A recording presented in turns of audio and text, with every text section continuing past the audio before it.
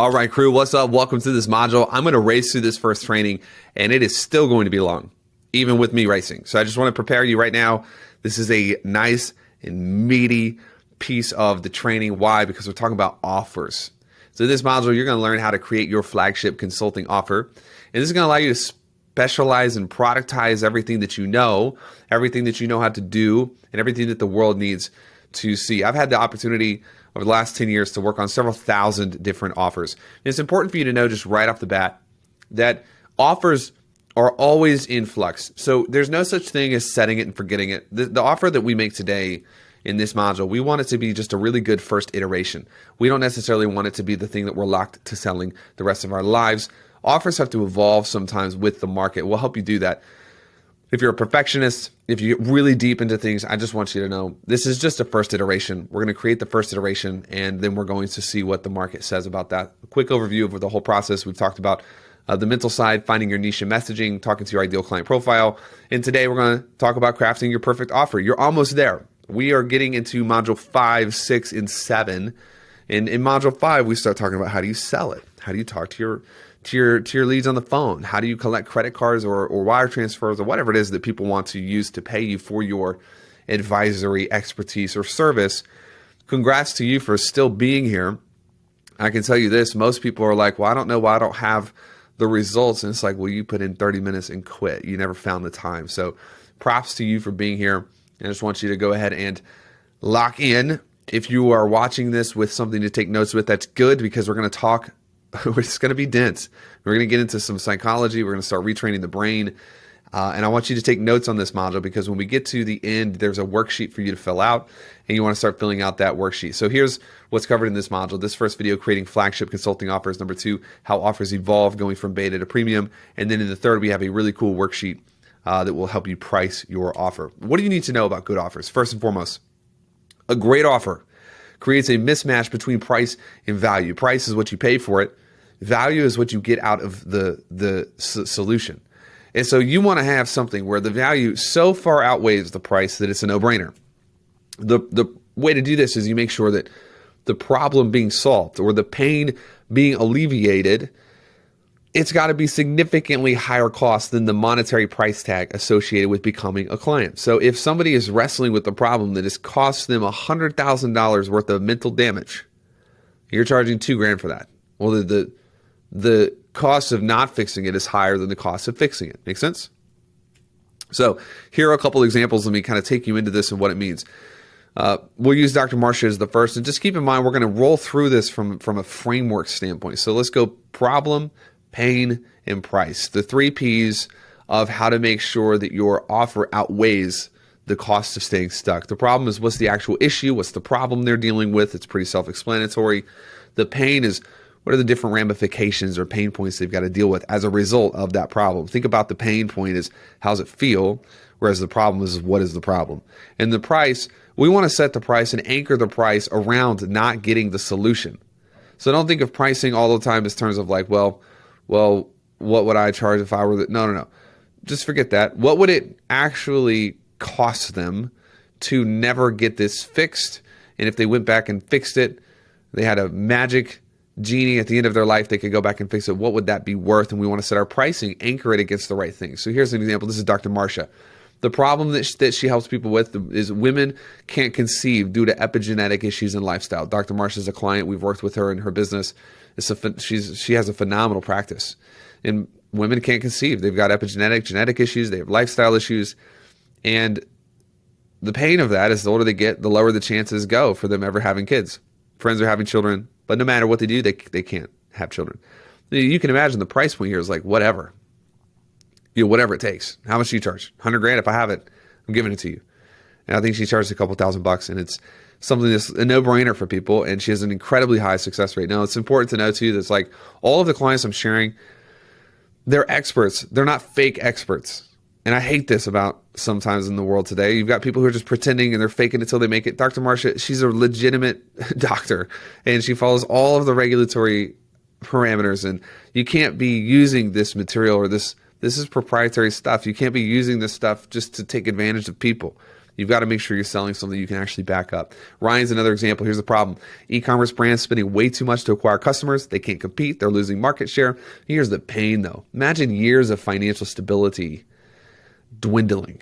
All of a sudden, if they don't course correct, they're going to have to either adjust their lifestyle or find a new line of work. So what would they pay for that? Well, say that they're doing $1 million or more in sales. They'd probably pay $50K to get it fixed. If it was risk-free, so if it was like tied to the upside, they'd pay 6 figures for that all day long. I think Ryan charges 20 grand plus a percentage of sales. So it's obviously a no-brainer. Notice all of the pricing that people actually charge are lower than what people will actually spend. That's a good thing. Angelo, here's another client.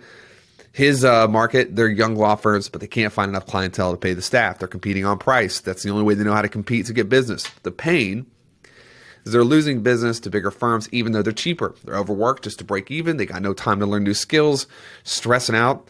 What would they pay for that? On a revenue share basis, 6 figures at least. On a fee basis, probably 8 to 20 grand. I think Angelo has 2 different arms. One is fee, one is revenue, and then he charges about 100K per client. So this makes sense. He's in line. When we build this all out, you can start writing these things down. We're going to organize everything into 3 categories: the market, the solution, and the method. The market, the solution, and the method. Think who, what, how. Market is who, solution is what, the method is how. And we're going to start with the market because the market is the first step. And we go into markets this way. There's 3 big macro categories inside of offers. You have health, relationships, and money. That's really the only 3. Everything will fit inside of these 3 categories, but it's macro. Then we take a step underneath that, and you have demographic and psychographic. Now, demographic is like, where does someone live? Are they a man or a woman? How old are they? This is the external factors of a human, but it doesn't take into account the psychographic, which is what is this person like? Psychographic is all about relevancy. What is relevancy? Is when you are getting what you're looking for when you're looking for it, the right thing at the right time in the right place. So old school advertisers focus primarily on demographic. New school advertisers really don't care about demographics that much. We are more interested on psychographics because if I know what you're looking for, I can make sure I get it to you. And I can't predict what you're looking for based on the fact that you live in New Jersey. It doesn't work that way because there are different people in New Jersey, obviously, with different psychographics. If you're a custom brick and mortar type of practice, then you have to account for demographics. But in things that use the internet primarily, it's all psychographic. And then we go wide, narrow, and at the bottom we have customization. And the way we customize things is through the specific problem and solution. And then as a third, the method that we use to target the right person at the right time. So here's an example. Market. Take it wide. I help people with their health. Okay, cool. That fits in one of the big 3 is health. Take it a step down, go a little bit narrow. I help young professionals with dental hygiene. Okay, well, we have a career choice, which is a demographic. The third would be I help young professionals in New York City with dental hygiene. That's another demographic. But notice we have not yet broached the topic of customization. We are still in narrow here. And this is important for you to understand that we do not get into customization until we get into the problem solution method. It's impossible to truly customize what you're doing for people without getting into the problem. Here's another example. I help people monetize. Great. I help advertising agencies monetize. It's a little bit better. I like that. I help online advertising agencies monetize. Notice we're getting tighter and tighter on the person, but because we haven't gotten into the problem solution, it is not yet custom. So let's talk about solution next. And we're going to layer all of these things together, and we're going to have a freaking good time going through worksheets together. It's going to be great. There are 2 main types of solutions. Number 1 is avoiding or fixing pain. Number 2 is creating or gaining pleasure. This is it. This is Psychology 101. People are doing something and making a choice either because there's something they don't like that they're trying to get rid of or avoid, or there's something that they want that they do not know how to get. Okay? Underneath this solution, there are 2 kinds of methods. Number 1 is labor. Number 2 is information. You're either going to do it for them or you're going to inform and educate them on how to do it themselves. And then if you want to get really crazy, after Launch Kit, in a program called Modern Day Consultant, we go into scale modes, like let's scale your brand. There's a hybrid between these 2, which is labor and information. Is freaking awesome and it's cool. And it's basically how you can build retention into your products. But anyways, avoiding or fixing pain. Let's say that you go to the dentist's office, you have a cavity, you hate this cavity, it's freaking painful, and you're going to pay a dentist to clean your teeth. This is labor and this is avoiding pain. Let's use the same type of pain, but let's move it to information. You've had 3 cavities in the last year. You're tired of having cavities. And there's a book that was just released called The Perfect Mouth. And it's about never having cavities again. You buy the book for $7 and it's information. If you implement the information, then you can avoid or fix the pain. Notice how these two kind of just go hand in hand sometimes. Same category, but different types of topics. Creating or gaining pleasure. Let's say that I want a perfectly manicured lawn. I love perfect lawns.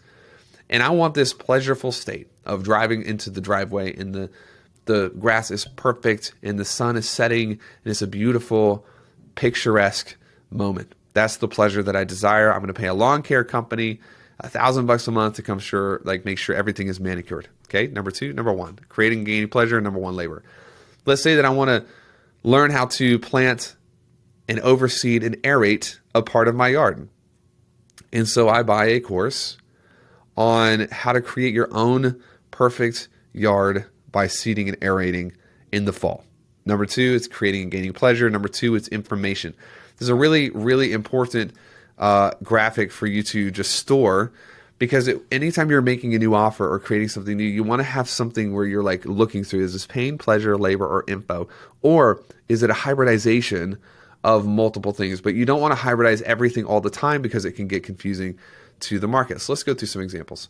Market solution method.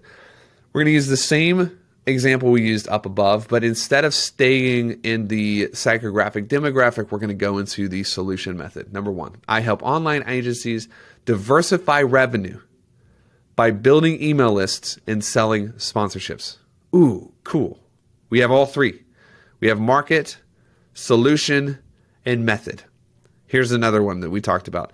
I help young professionals in New York City prepare and recover from corrective surgery with diet and physical recovery practices. Market, solution, method. I help women in their 30s conceive children through chiropractic, epigenetics, and physical exercise. Notice how clear this gets when you have not only the market. Let's just go back up here for a second. Right here, we have the wide, we have the narrow, and then we have the customization. I help online advertising agencies monetize. Well, now we've got, I help online agencies diversify revenue, which is a form of monetization. By how? Building their email list and selling sponsorships. There's the method. We can take this all the way through. Let's take LaunchKit, for example. We help experts and educators monetize their expertise by installing frameworks and replacing labor with leverage. So we're following our own frameworks here by putting the market, the solution, and the method all together. So this is how you kind of high level put together what you're doing, who you're doing it for, and how you're going to do it. And the cool thing about the worksheets is they're kind of a shortcut of sorts, because they've got all of our heuristics and practices and historical frameworks put in them, which is going to pop out something that's likely pretty healthy for you.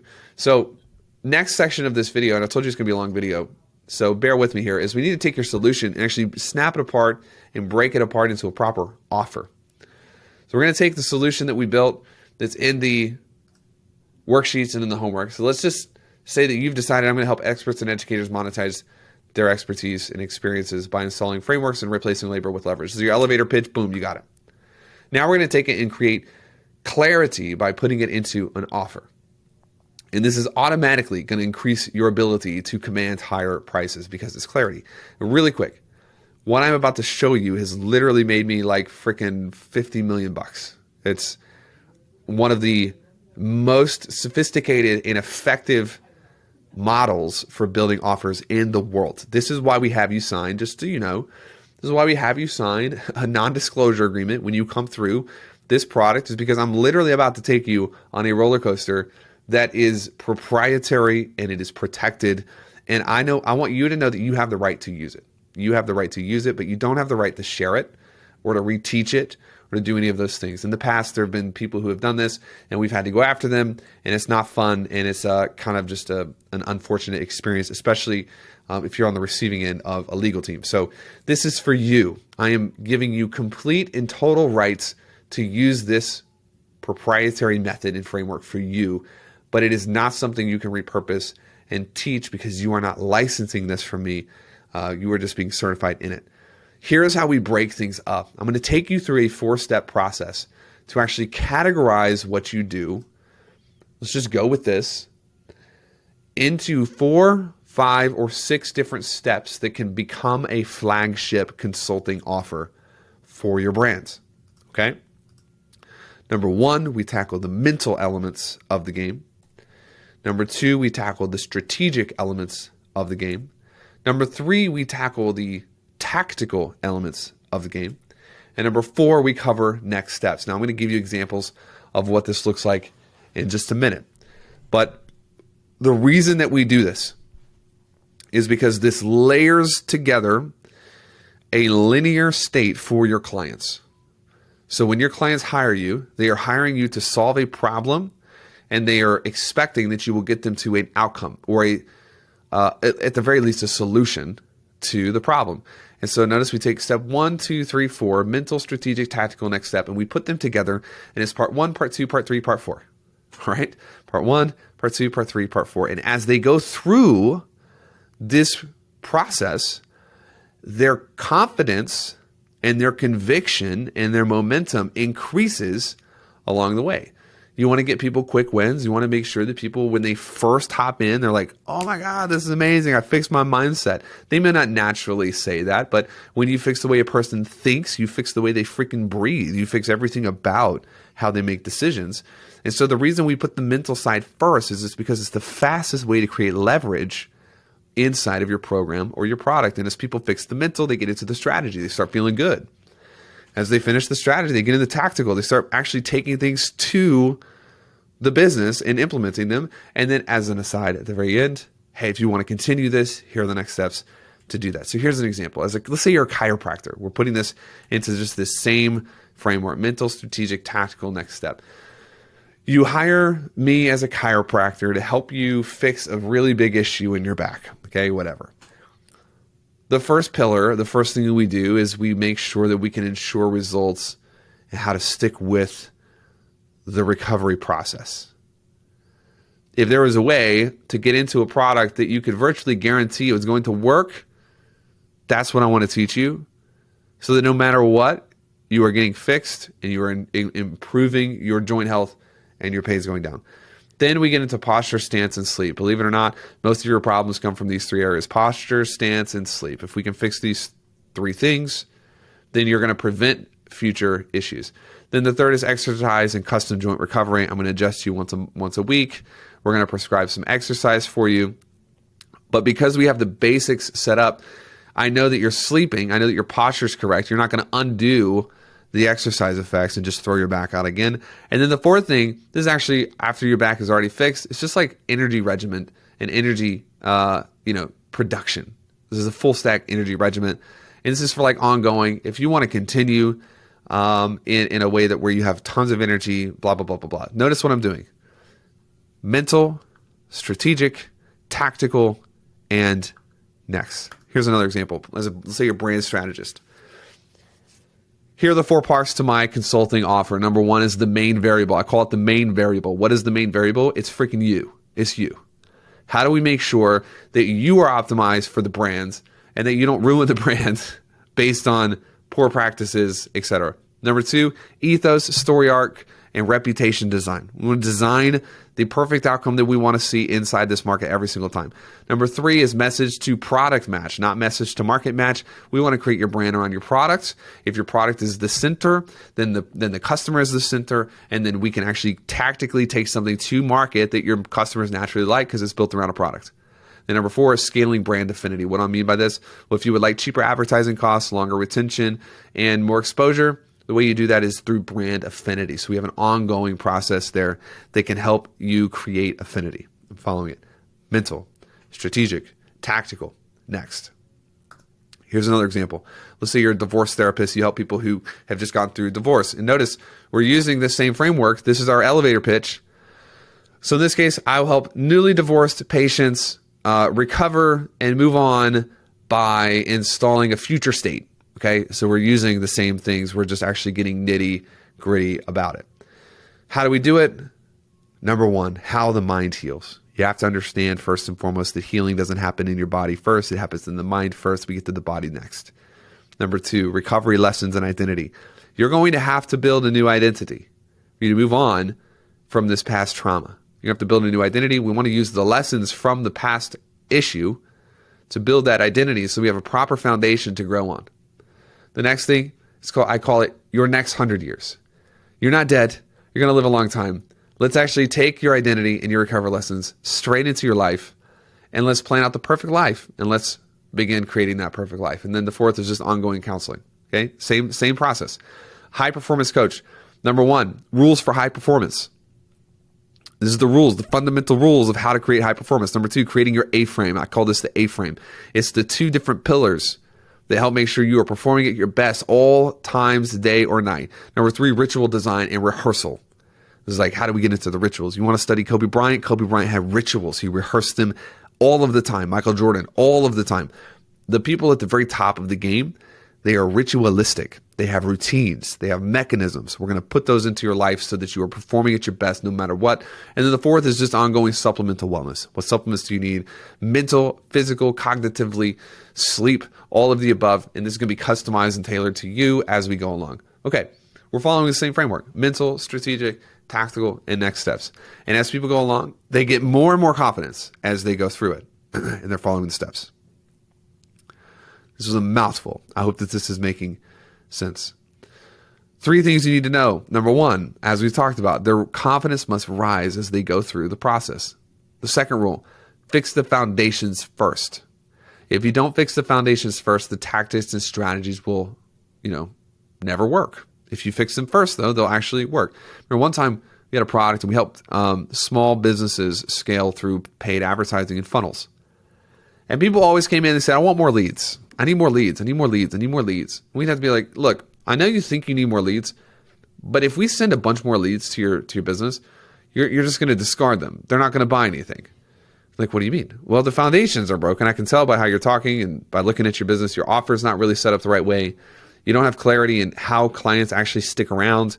So if we can fix that first and fix the positioning, then sending you leads will actually make you money. If we don't, then sending you leads will not make money. They're like, oh my God, I never thought about that. It's the foundations. We want to cover the foundations first and foremost so that everything else actually works.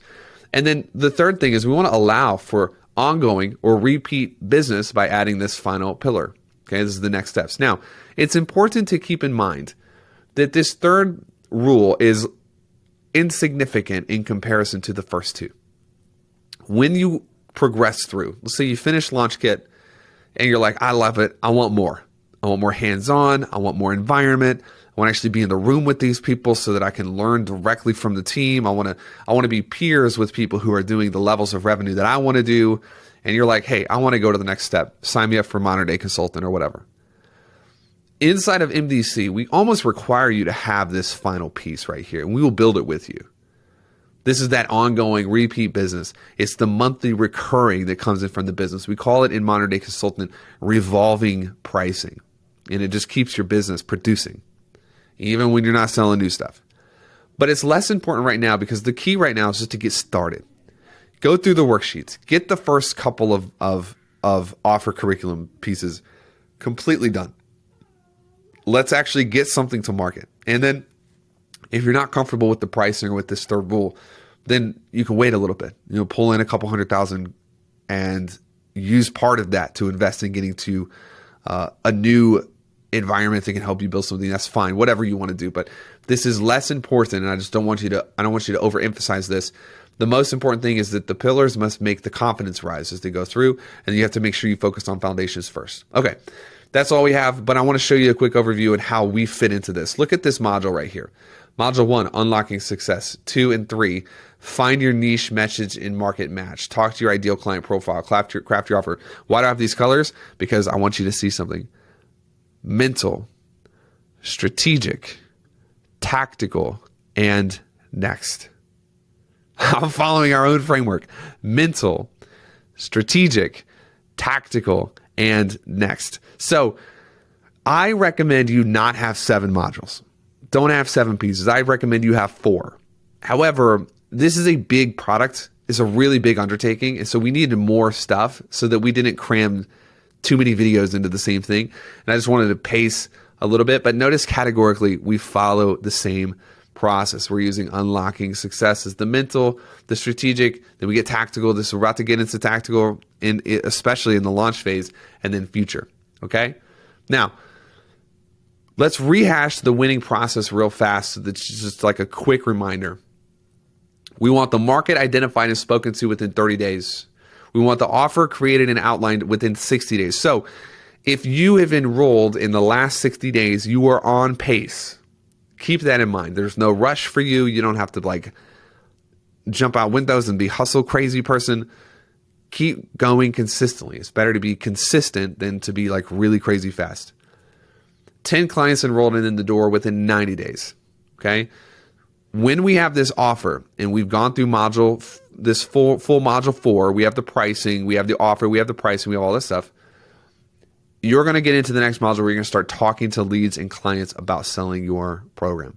And it is my estimation or expectation that you start pulling in clients. Now, keep in mind that if you're behind this, that's okay. However, if you're inside of this, you're doing just fine. Okay. The key is to stay steady and stay consistent as we go. So this has been the module part 1 on creating flagship offers. There is a piece of homework that you need to go through before you watch this video. You need to go through the worksheet. You need to actually fill out the worksheet, and you don't have to send it in for review. There's nobody to send it into, but you want to work it. You want to refresh it. You want to go through it again until you feel good about it. And then obviously if you want feedback, you can post it in the community as well. But let me warn you one more time against perfectionist tendencies. If you're the kind of person that has to get something fact checked before you actually take action on it, you're not going to make it. You're not going to be successful in anything you do, let alone a new business. If you have the ability to take action, even if you know that it may not be perfect, but you're going to do a little bit and at least get some movement, you're the type of person that's going to win. So go through this homework. Let's go into the next video. You might want to watch this again if you're so inclined. I'll see you in the next video.